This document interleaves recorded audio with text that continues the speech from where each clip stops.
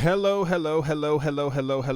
everybody. Welcome back for another video. Hope you're all doing well and that you were all having a great day. I know I took a couple of days off, but I am back, hopefully in full swing. So without further ado, let's jump right into it. Bank of America has recently secured a patent for a cryptocurrency aggregation system, one in which big companies store customers' crypto deposits in an enterprise account involving vaults and offline storage rather than taking on the risk themselves. For example, it says deposit accounts at an enterprise such as a financial institution are used by customers of the financial institution to deposit funds for safekeeping, end quote.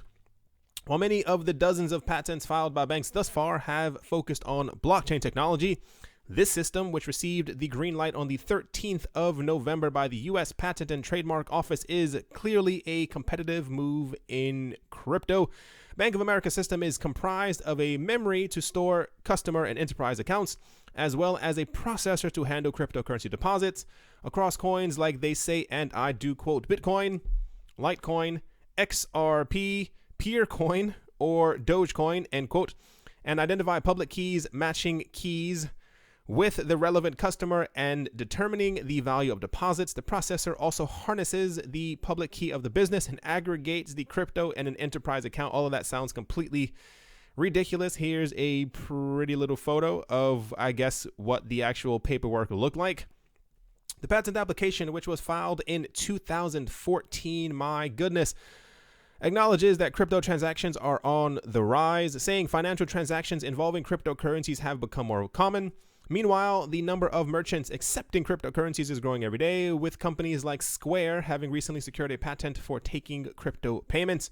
An enterprise crypto storage system from the likes of Bank of America could spur further adoption and encourage businesses and customers alike to transact in crypto. I remember hearing about this, it had to even be like a couple of months ago, about something very similar to this. I think a lot of banks are trying, I don't want to say desperately, they're trying to make sure that they have a foot in the game when it comes to the cryptocurrency market, since I think a lot of them have said that they don't want to offer cryptocurrencies to their customers, i.e. they don't want to buy up a huge amount of them and then sell them off this way. I don't think their profit margins would probably be too good, especially if they have the option of buying cryptocurrencies and simply holding on to them. Like, you don't want to sell Bitcoin at whatever price it is right now to a customer, and then 2.5 years later it ends up being worth $250,000, and then you as a bank have lost about a huge amount of profit. But they can profit from you buying cryptocurrencies and then saying that you can store it with them. This had to be about 2 years ago. This was like a major discussion if banks would even start to begin to do this. And I said there was a Swiss bank. It had to be about 1.5 years ago at this point, maybe even just a year, that announced that they were going to create a system where they would be able to deal in fiat currencies and also deal in cryptocurrencies as well, and you would be able to store it with them. And then there was a bank in Canada, I think this was like the first North American one, if I'm not mistaken, who kind of got into it as well. So apparently this is definitely going to happen. Whether you should, in my opinion, trust a bank with your cryptocurrencies is a gigantic question mark at the moment. I personally will probably not be using these systems. As of right now, I think the systems that we have right now are okay. They're going to get better, especially when it comes to decentralized exchanges and just storing them on your own personal devices.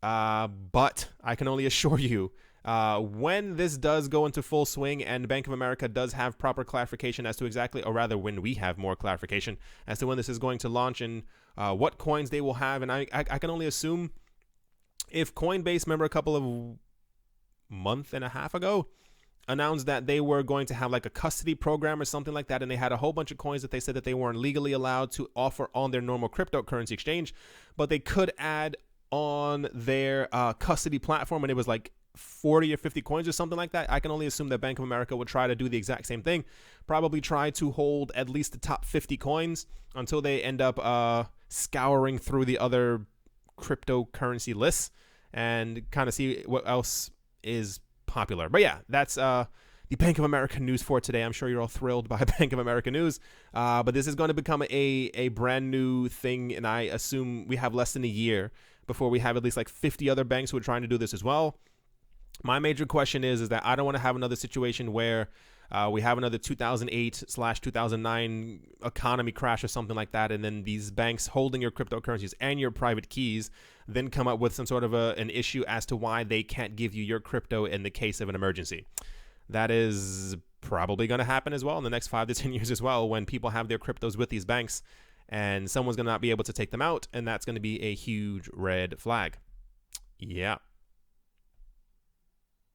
Next up, the International Monetary Fund's managing director and chair outlined the benefits and risks of a central bank digital currency while presenting a new International Monetary Fund report on the subject.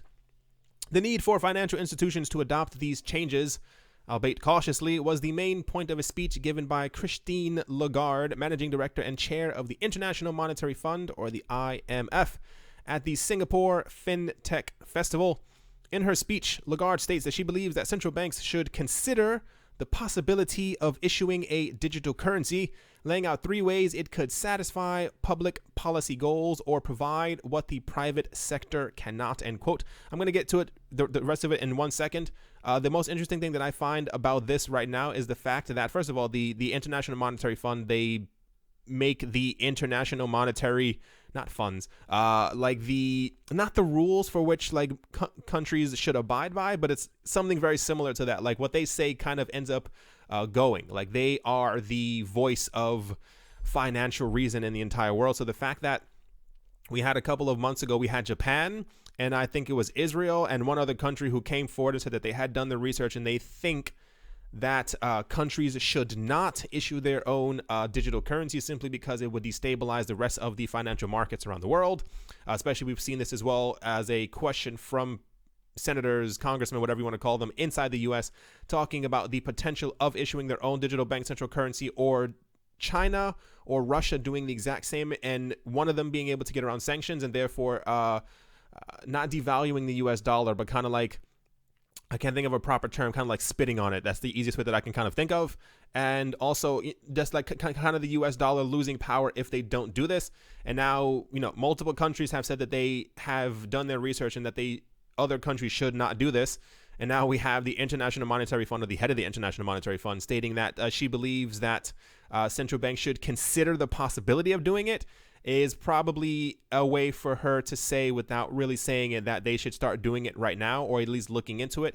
And this is why I assume within the next 2 years, there would definitely, at least in a few handful of countries, maybe 3 to 5, they're probably going to have their own central bank digital currency. And you, depending on where you are living, may even be in the process of using one. First, she said that central bank digital currencies have the potential to bring financial services to the underbanked, noting the use of cash is already on the decline. Without access to digital forms of money, the underbanked will be further marginalized. Second, she argues that a digital currency could check the power of large financial institutions, thereby increasing consumer protection by preventing monopolies. Last, they would allow people some measure of privacy, just as cash transactions do. That is, in my humble opinion, completely false. It's the complete opposite of it. The way that people think that this is eventually going to end up going, especially if cryptocurrencies continue to spread out and rise as they are right now, is that we are going to be probably transacting cryptos on our phone, maybe on a little smartwatch, something that is handheld, or that we have on our person during a daily period. I could definitely see a future, two sides of a future. One where we are transacting in cryptocurrencies and we have control of it on our phone. And a lot of the blockchains that we're going to be using will then have such intense privacy layers on top of them. Nobody will be able to know exactly what you're buying, where you're buying, who you're buying it from. It'll be your own personal business. On the other hand, if you have a central bank digital currency, they can already tell, if you are in a different country and you swipe your card, they know exactly when you did it, at what time, who the transaction was to, and what you ended up buying, because all of this is on the record in some place. So the fact that you would get any type of privacy from a transaction like this is just completely false, especially when we had the fears before of other countries talking about the issuance of a central bank digital currency could only be detrimental to the privacy of people who are actually doing it, especially in the case of you. Once again, should there be some type of a detrimental market crash of some sort on the stock market side, and governments simply not wanting people to, or rather to have more control over it, they'd be able to simply hit a button and freeze everyone's account. That doesn't seem like it would really help a lot. And the other side of it is as well, there's a huge thing right now, and it's really interesting that banks and institutions are starting to come forward and say this out loud, because this was something that we just didn't hear about for a very long time. Like, we would hear, I don't want to say like libertarians, but people who are opposed to banks and stuff like that, they would kind of come forward and say that they think that there needs to be some type of a checks or balances, both of them, when it comes to financial institutions, i.e., they're doing stuff that they probably should not be doing, and therefore they should be looked into because they are laundering potentially hundreds of millions of billions of dollars. And what we have right now is that if we do have a system where everything becomes hyper digital, and central banks and normal banks and financial entities can have a blockchain record of everything that's happening within a certain financial system. Let's say there is 3 or 4 of them, and we have one for Asia, we have one for Africa and like the South American region, and we have one for like North America and maybe like a bit of Europe. They'll be able to see exactly what's happening. So should someone crash the economy, or a handful group of people will know exactly who these people are, because everything will be on the blockchain at a certain time, some blah, blah, blah, blah, so and so. But it's interesting to see that they're now talking about this as well, because there was another discussion with some head of finance, can't remember exactly who it was before, and they stated that they like the idea of blockchain simply because countries already don't trust each other. So if you could have a completely transparent way that didn't, have one country hold the entire database for the entire thing to see exactly all the transactions, but it was, a distributed ledger, as blockchain is, so that all countries at all times could see exactly who is transacting on this ledger, and therefore show proof, but also show transparency for the things that are happening in the financial system. This could be a huge step forward for the future of finance.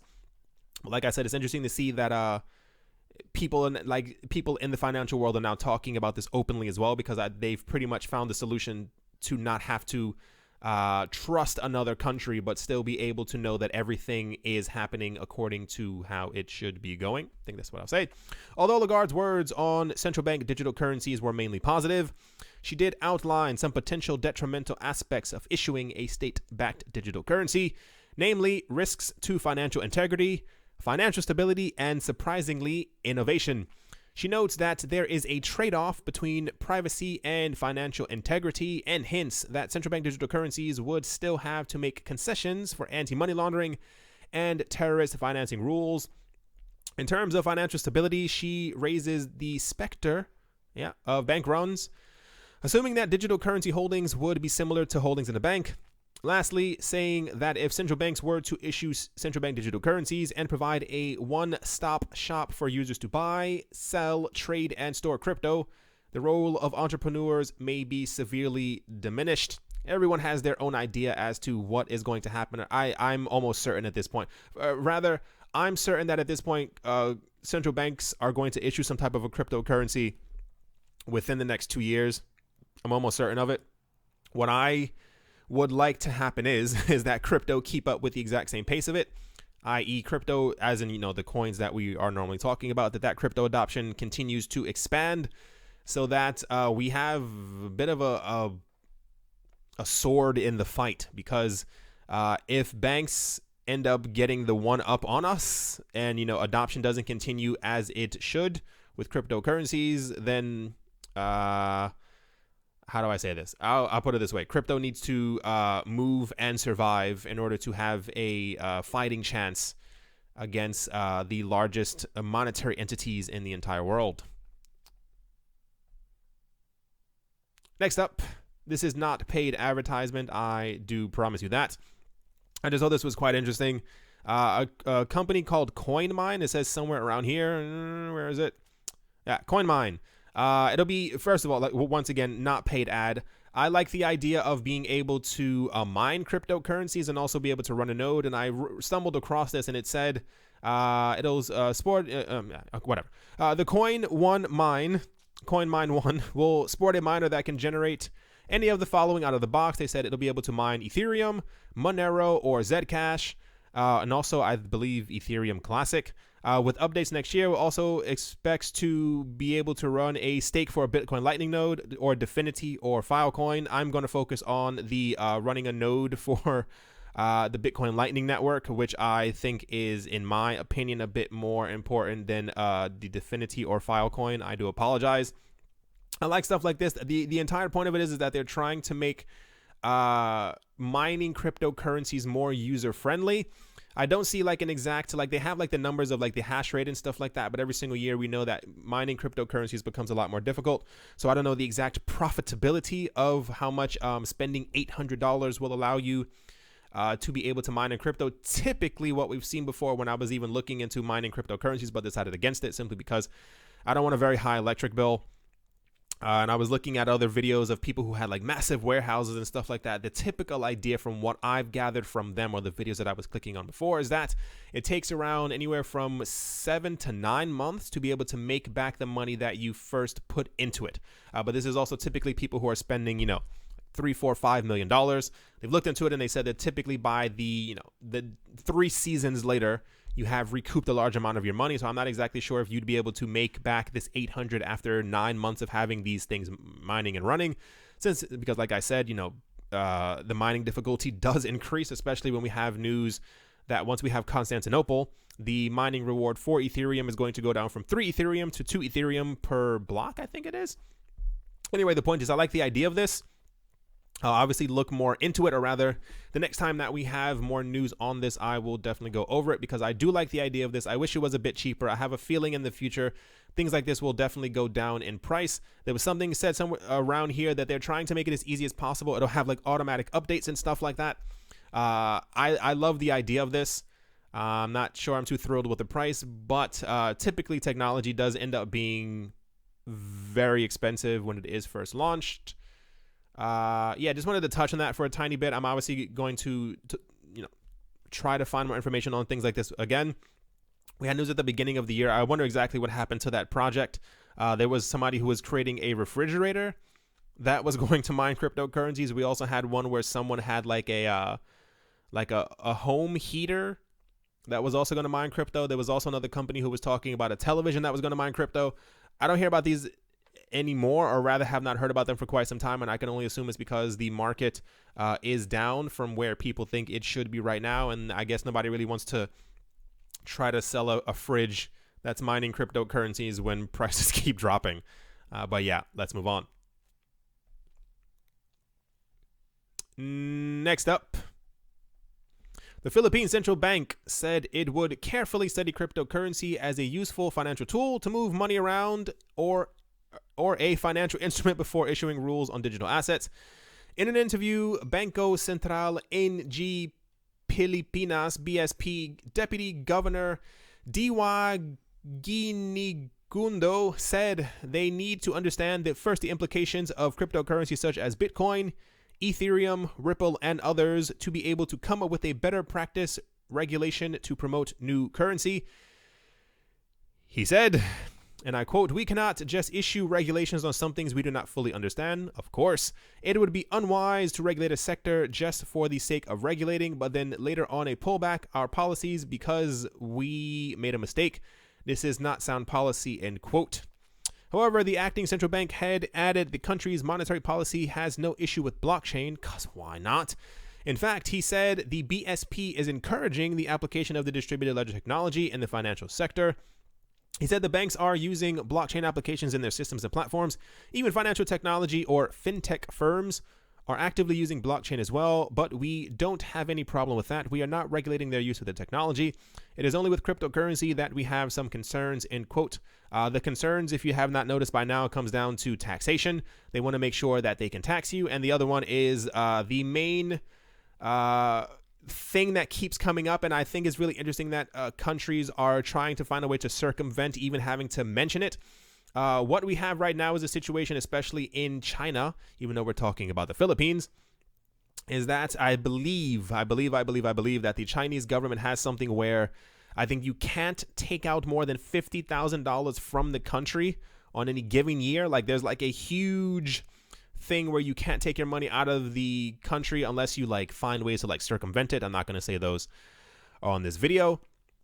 But a lot of countries are very afraid that if cryptocurrencies do rise and take over monetary policies as we have them right now, that not only will these countries end up losing money because they didn't get into crypto early enough. Like, imagine a situation where you are a major country and the prices of cryptocurrency, let's even say Bitcoin, Ethereum, and XRP, ends up completely exploding, and so and so and so, and you as a country did not get enough of them, or you do not have enough to be able to enrich your country as well. That is also an issue.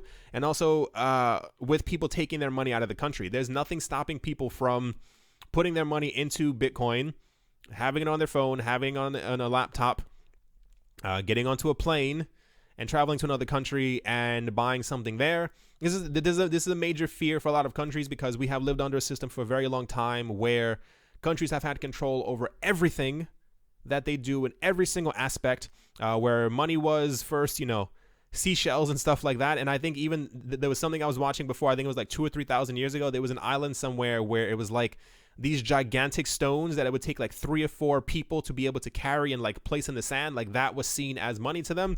So as time has gone on, money has gotten smaller and quicker and faster. But if you're trying to transfer, or rather take $1 million overseas, and physical money, it's going to be a little bit more difficult. But now we have a situation where the world has moved on from the monetary systems of the 70s, and people are able to fit millions, if not hundreds and millions of trillions of billions of dollars onto their phone, get into a plane, get into a boat, go somewhere else, and they still have that money on them.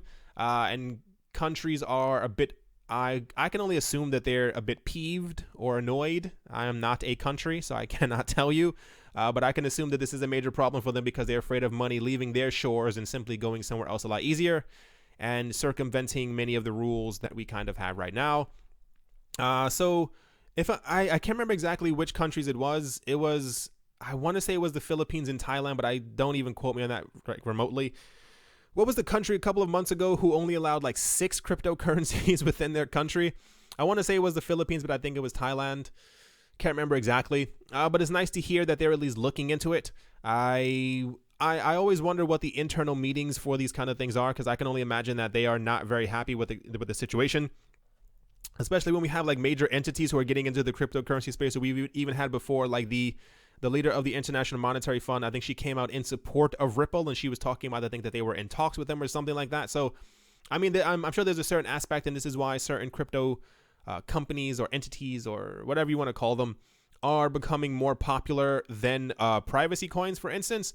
But I can only assume it has to be a very uncomfortable feeling that something that someone created 9.5, 10 years ago has the possibility, it can supplant everything that they've been trying to build for the last like 200 or 300 years. Sure, it's not that great for them, but I find it interesting the way that the monetary system of the world is slowly taking shape. And last up, for those who did not notice, the prices of cryptocurrencies fell around not even 24 hours ago. As of right now, there does not seem to be an exact reason for this. When I was looking around, people said that we got to the end. That is a dip. People said that we got to the end of what's it called? The trading range or something like that. There was not enough selling support, or rather, not enough buying support. Rather, there was more than enough selling support. And apparently, the price just kind of buckled under the weight, because people were expecting a bit of I saw articles around when it was like right here. People said there was extra volatility in the market, and therefore they thought that this was an indication right around here that the market was going to go up. It didn't. It buckled back down. People were saying also as well that they think that Bitcoin Cash could have had something to do with it. I think this is far less likely, i.e. not that Bitcoin Cash is becoming the new Bitcoin, but it's more so because of the hard fork. There was extra trading being done in other Asian countries, and therefore there was more of a focus on the hard fork happening than actually. I mean, it could be literally one of a billion things. No one exactly knows. It's also been, was it 12 to 18 hours since this market dip actually ended up happening. A lot of people are saying that there just isn't enough support when it comes to buying up cryptocurrencies. I think even at the moment, I think a lot of them are looking like that they're trying to recover. There were a lot of articles because XRP took over Ethereum once again. everything a couple of hours ago was actually down. It had to be anywhere from, I think Bitcoin was down 12%. Other coins were down between 12 to 18%, somewhere around there. XRP was down around 14%. And it looks like this has like a bigger jump than every other one. I have a feeling XRP will be able to recover a tiny bit more because XRP usually has a very good job when it comes to bouncing back. Who knows exactly what's going to happen? There's a lot of issues around what's happening with Bitcoin Cash right now. I decided to not even talk about it in this video. Like forgive me, I just can't be bothered with Bitcoin Cash or the new Bitcoin Cash fork and these grown men fighting each other on Twitter talking about that they're coin. There's not any point of a possibility in this life or maybe even the next where Bitcoin Cash or its fork is going to become the new Bitcoin. And the fact that this is even a discussion is still crazy. I think the fork happens today. Either happens today or tomorrow. It's just been a topic of major discussion. I want it to be over with because I can only assure you in a month and a half, we won't hear anything about Bitcoin Cash or its fork anymore. No other coin has really gotten any negative news in the last couple of days, so there doesn't seem to be, once again, a major reason why any of the other coins would have fallen. Tron is a cent. That is a little insane. There doesn't seem to be any major reason, once again, why the altcoins have fallen. Once again, we are following the trend of Mr. Bitcoin up here. Wherever Bitcoin goes, we have to go. Unleashed, that's not a word. At least, hopefully, maybe next year, we see a bit more of a separation from other coins as opposed to Bitcoin's price. We have a lot of pairings. I'm sure you've all paid attention during the last 3 or 4, 5, 6 months. A lot of other, not even just XRP and Ethereum. We also have like a lot of crypto exchanges adding Litecoin as a pairing between other coins. I can assume, I would say by this time next year, we should hopefully have maybe even Stellar, EOS, and Cardano also as base pairings.